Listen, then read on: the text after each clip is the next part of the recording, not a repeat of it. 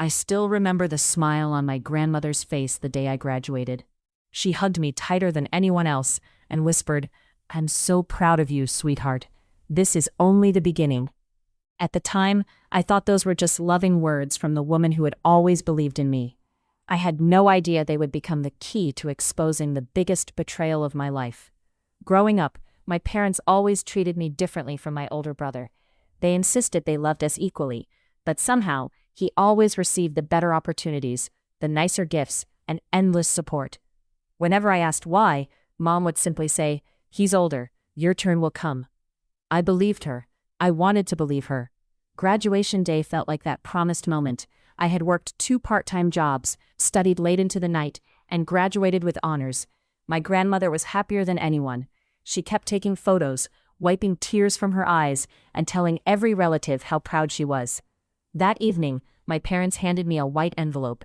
"This is from Grandma," Dad said with a smile. Inside were 4 crisp $100 bills. $400. I smiled anyway. "It'll help you get started," Mom said. I thanked them and immediately called Grandma.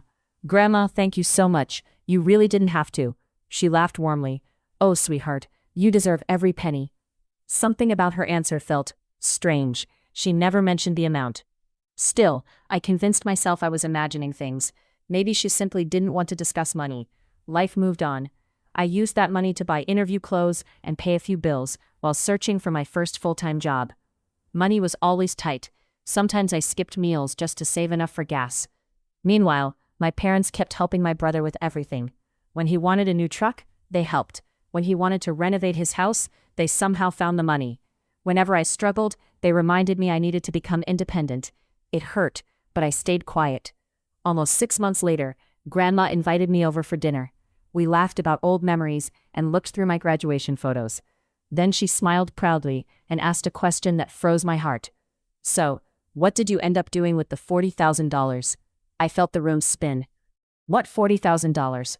Her smile disappeared. The silence between us suddenly felt heavier than anything I'd ever experienced. And in that terrifying moment, everything I believed about my parents began to fall apart. Grandma stared at me like she'd misunderstood.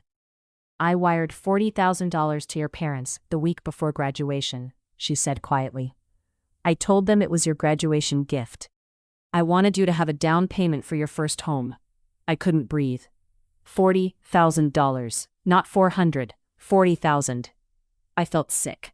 I pulled the envelope from my memory over and over, hoping somehow I had misunderstood. But I hadn't. Someone had lied. Grandma slowly reached for her phone. "I still have the transfer confirmation." Within seconds, she showed me the bank receipt. There it was. My father's name, the exact amount, the date, everything. Tears filled my eyes before I even realized I was crying. "They told me you only sent 400. Grandma's face turned pale. "No," she whispered. "No, they wouldn't." Neither of us wanted to believe it. But the proof was sitting right in front of us. That night I drove home in complete silence. Every memory suddenly looked different. Every time my parents claimed they couldn't help me. Every lecture about responsibility.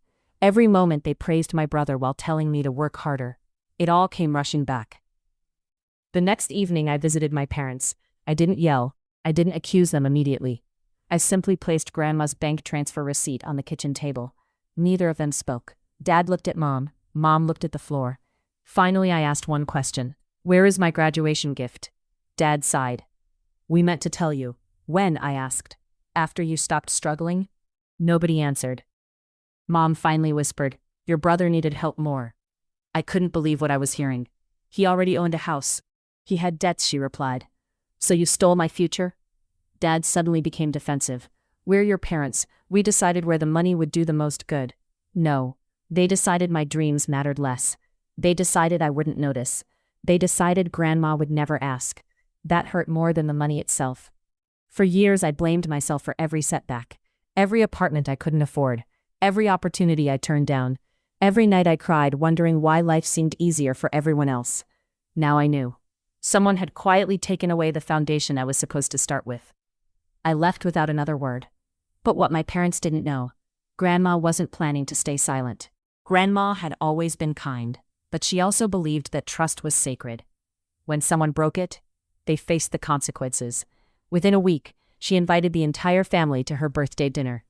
My parents arrived smiling, as if nothing had happened.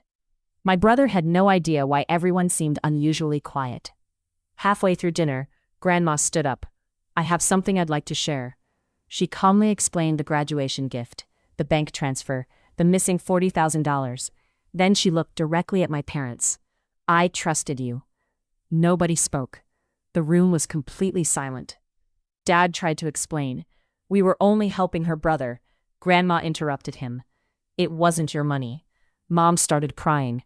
"It was a misunderstanding." Grandma shook her head. "No, it was a choice." One by one, family members began asking questions. Questions my parents couldn't answer. The truth spread through the room faster than they could defend themselves.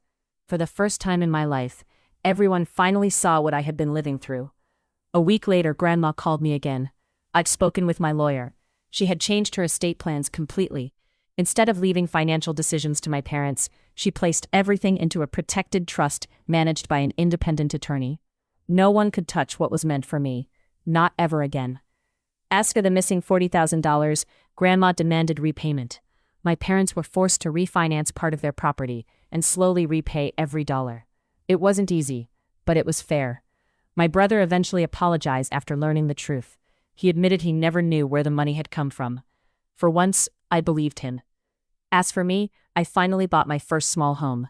Not because someone handed me success, but because the truth finally returned what had always belonged to me. The betrayal left scars that may never completely disappear. I no longer call my parents every week. Our relationship became polite instead of close. Some bridges aren't destroyed in a single moment. They're slowly worn away by broken trust. Looking back now, I realize something important. Money can be replaced. Trust cannot. The $40,000 helped me build a future, but the truth helped me rebuild myself. And if there's one lesson my story taught me, it's this. The people who betray you often believe they'll never be questioned.